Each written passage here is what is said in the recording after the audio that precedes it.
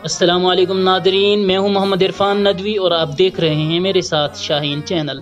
ناظرین، اس چھوٹے سے کارواں میں ہمارے ہم سفر بننے والے سبسکرائبر کا میں تہہ دل سے شکریہ ادا کرتا ہوں اور آئندہ اس کارواں میں شریک ہونے والے ساتھیوں کا دل و جان سے استقبال کرتا ہوں۔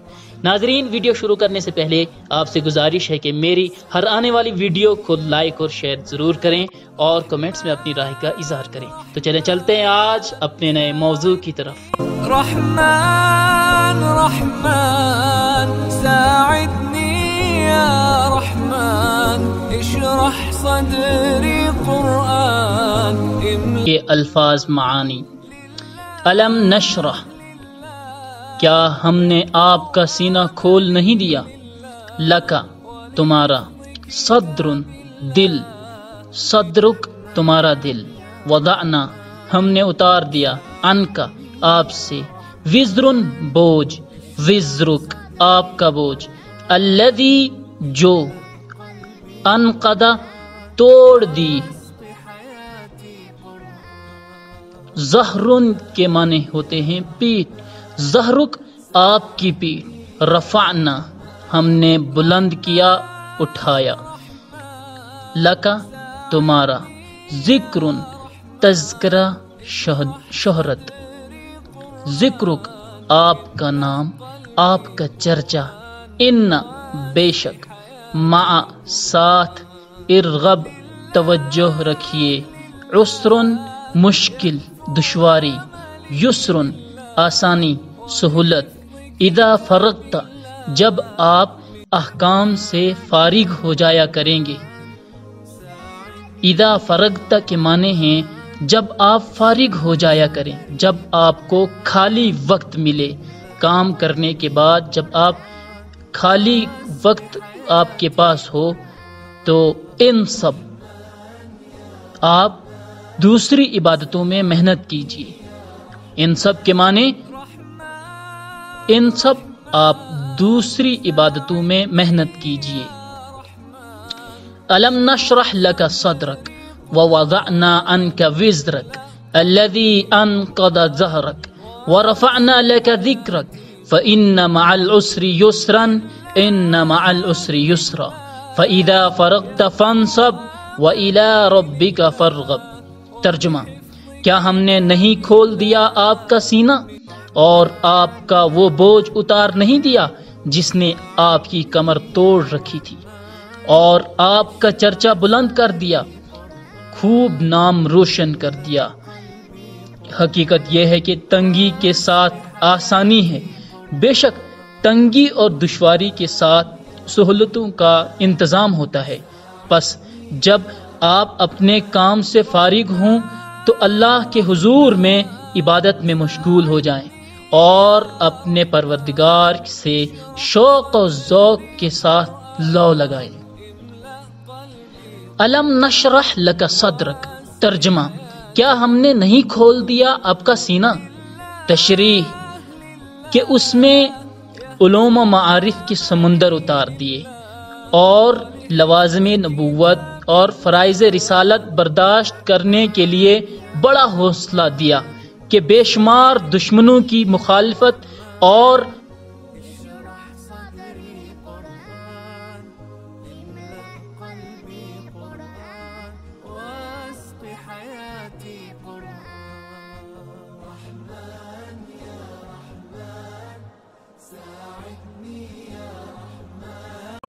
تشریح یعنی وحی کے اترتے وقت تکلیف ہوتی تھی، بعد میں وہ تکلیف کم کر دی گئی، یا منصب رسالت کی ذمہ داریوں کو محسوس کر کے دل میں تکلیف ہوتی تھی وہ کم کر دی گئی، یا وزر سے مراد وہ کام ہے جن کو ثواب سمجھ کر آپ صلی اللہ علیہ وسلم کر لیتے تھے اور بعد میں پتہ چلتا کہ وہ کام تو حکمت کے خلاف تھے جس کی وجہ سے آپ غمگین ہوتے تھے، تو اس آیت میں ان پر پکڑ نہ ہونے کی بشارت ہوئی۔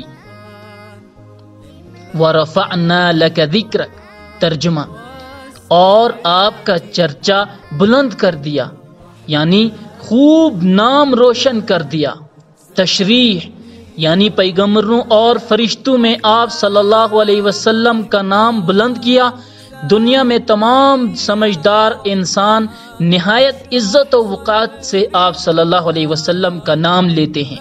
اذان، اقامت، خطبہ، کلمہ طیبہ اور التحیات میں اللہ کے نام کے بعد آپ صلی اللہ علیہ وسلم کا نام لیا جاتا ہے، اور خدا نے جہاں بندوں کو اپنی اطاعت کا حکم دیا ہے وہیں ساتھ ساتھ آپ صلی اللہ علیہ وسلم کی فرما برداری کی تاکید کی ہے۔ فَإِنَّ مَعَ الْعُسْرِ يُسْرًا إِنَّ مَعَ الْعُسْرِ يُسْرًا۔ ترجمہ: حقیقت یہ ہے کہ تنگی کے ساتھ آسانی ہے، بے شک تنگی اور دشواری کے ساتھ سہولتوں کا انتظام ہوتا ہے۔ تشریح یعنی اللہ تعالیٰ کی خوشنودی، اللہ تعالیٰ کی خوشی حاصل کرنے میں جو سختیاں آپ نے برداشت کی اور تکلیفیں اٹھائی، ان میں سے ہر ایک سختی کے ساتھ کئی آسانیاں ہیں۔ یعنی آج سختی برداشت کر لیجئے، بعد میں بہت آسانیاں آنے والی ہیں۔ فَإِذَا فَرَغْتَ فَانصَبْ وَإِلَىٰ رَبِّكَ فَارْغَب۔ ترجمہ: پس جب آپ اپنے کام سے فارغ ہوں تو اللہ کی حضور میں عبادت میں مشغول ہو جائیں اور اپنے پروردگار سے شوق و ذوق کے ساتھ لو لگائیں۔ تشریح یعنی جب انسانوں کو سچائی کی تعلیم دے کر آپ کے پاس وقت بچ جائے تو اس وقت میں تنہائی میں بیٹھ کر خوب اللہ کی عبادت کرو تاکہ اللہ کی طرف سے مزید آسانی ہو۔ زمانہ نزول، اس کا مضمون سورۃ الضحیٰ سے اس قدر ملتا جلتا ہے کہ یہ دونوں صورتیں قریب ایک ہی اور ایک جیسے حالات میں نازل شدہ معلوم ہوتی ہیں۔ حضرت عبداللہ بن عباس رضی اللہ تعالیٰ عنہ فرماتے ہیں کہ یہ مکہ معظمہ میں والضحیٰ کے بعد نازل ہوئی۔ موضوع اور مضمون، اس کا مقصد بھی رسول اللہ صلی اللہ علیہ وسلم کو تسلی دینا ہے۔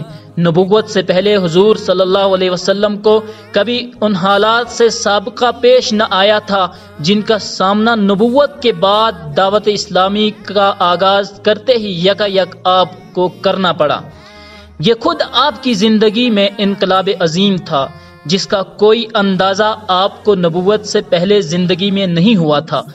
اسلام کی تبلیغ آپ نے کیا شروع کی کہ دیکھتے دیکھتے وہی معاشرہ آپ کا دشمن ہو گیا جس میں آپ پہلے بڑی عزت کی نگاہ سے دیکھے جاتے تھے۔ وہی رشتہ دار، دوست، اہل قبیلہ اور محلہ والے آپ کو گالیاں دینے لگے جو پہلے آپ کو ہاتھوں ہاتھ لیتے تھے۔ مکہ میں کوئی آپ کی بات سننے کے لیے تیار نہیں تھا۔ راہ چلتے آپ پر آوازیں کسی جانے لگیں، قدم قدم پر آپ کے ساتھ مشکلات ہی مشکلات تھی۔ اگرچہ رفتہ رفتہ آپ کو ان حالات اور ان کے بدرجہ زیادہ سخت حالات کا مقابلہ کرنے کی عادت پڑ گئی، لیکن ابتدائی زمانہ آپ کے لیے نہایت دل شکن تھا۔ اسی بنا پر آپ کو تسلی دینے کے لیے پہلے سورۃ والضحیٰ نازل کی گئی اور پھر اس سورت کا نزول ہوا۔ اس میں اللہ تعالیٰ نے سب سے پہلے آپ صلی اللہ علیہ وسلم کو بتایا ہے کہ ہم نے آپ کو 3 بہت بڑی نعمتیں عطا کی ہیں جن کی موجودگی میں کوئی وجہ نہیں کہ آپ دل شکستہ ہوں۔ ایک شرح صدر کی نعمت، یعنی آپ کا دل ہم نے کھول دیا۔ دوسری یہ نعمت کہ آپ کے اوپر سے ہم نے وہ بھاری بوجھ اتار دیا جو نبوت سے پہلے آپ کی کمر توڑے ڈال رہا تھا۔ تیسری رفع ذکر کی نعمت جو آپ سے بڑھ کر تو درکنار آپ کے برابر بھی کبھی کسی بندے کو نہیں دی گئی۔ اس کے بعد رب کائنات اپنے بندے اور رسول صلی اللہ علیہ وسلم کو یہ اطمینان دلاتا ہے کہ مشکلات کا یہ دور جس سے آپ کو سابقہ پیش آ رہا ہے کوئی بہت لمبا دور نہیں ہے، بلکہ اس تنگی کے ساتھ ہی آسانی، ساتھ ہی فراخی کا دور بھی چلا آ رہا ہے۔ یہ وہی بات ہے جو سورۃ الضحیٰ میں اس طرح فرمائی گئی تھی کہ آپ کے لیے ہر بات کا دور پہلے دور سے بہتر ہوگا اور عنقریب آپ کا رب آپ کو وہ کچھ دے گا جس سے آپ کا دل خوش ہو جائے گا۔ آخر میں حضور صلی اللہ علیہ وسلم کو ہدایت فرمائی گئی ہے کہ ابتدائی دور کی ان سختیوں کا مقابلہ کرنے کی طاقت آپ کے اندر ایک ہی چیز سے پیدا ہوگی، اور وہ یہ ہے کہ جب آپ مشاغل سے فارغ ہوں تو عبادت کی مشقت و ریاضت میں لگ جائیں اور ہر چیز سے بے نیاز ہو کر صرف اپنے رب سے لو لگائیں۔ یہ وہی ہدایت ہے جو حضور صلی اللہ علیہ وسلم کو سورہ مزمل میں بھی دی گئی ہے۔